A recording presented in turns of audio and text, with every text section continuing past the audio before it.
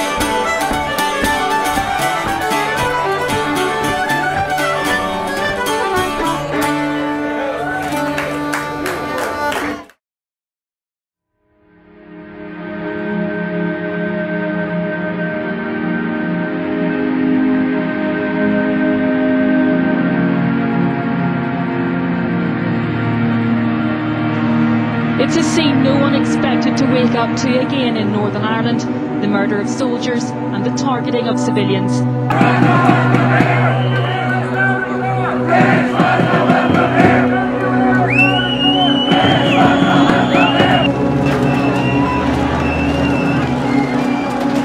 Police strategy is to collect video evidence so they can make arrests later.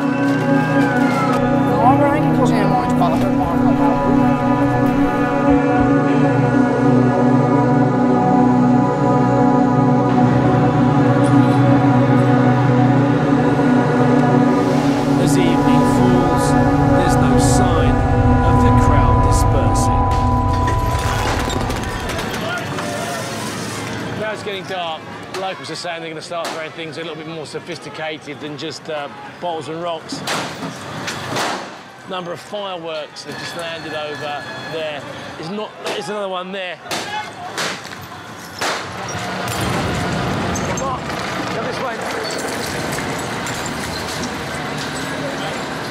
32 policemen were injured across Belfast that night. The rioting went on for 4 days. Policing this year's parades and protests has cost £28 million.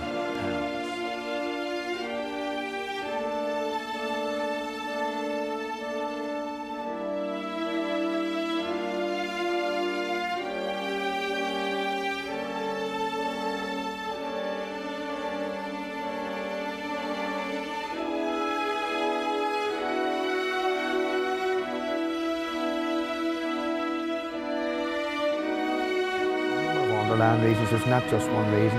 Yes, some of it is kids venting steam. I mean, the reality is it's exciting for young people.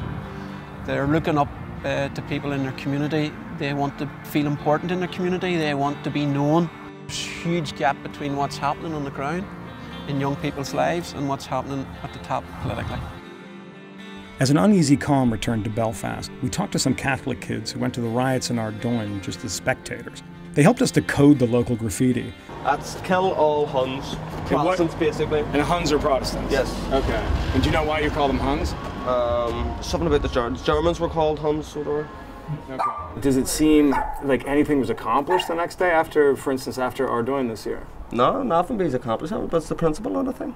They're marching through our areas like we've been doing to Lemons. Yeah. Why do they insist on doing it to us if they know it's going to stir up trouble every single year? They just insist on going up the Ardoyne road. That's not even our area. Why do you guys go over there? I mean, you don't live right in that neighborhood. Yeah. I just went up just to watch it, like, basically. Yeah. You see nothing else to do, so we'll watch it.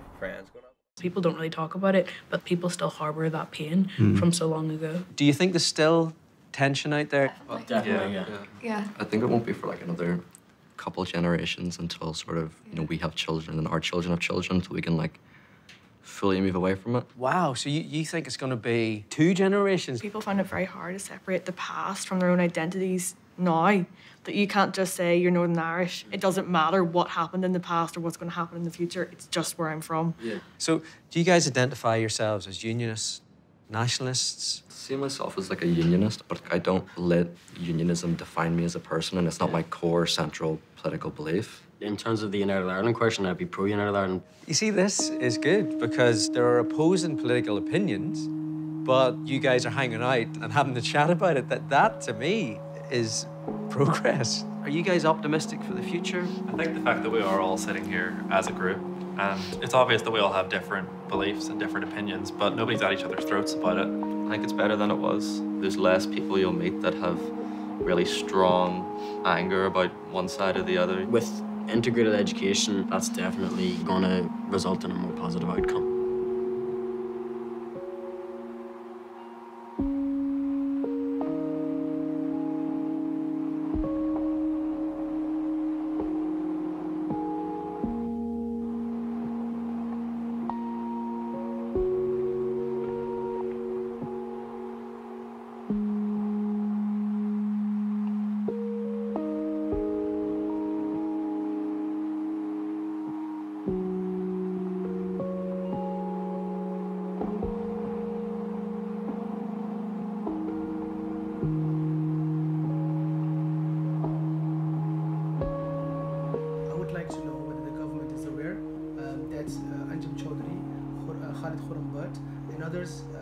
have been in Ireland and have been spreading the cancerous ideology, and as far as I know, they are not aware of that. And that is a very, very big issue.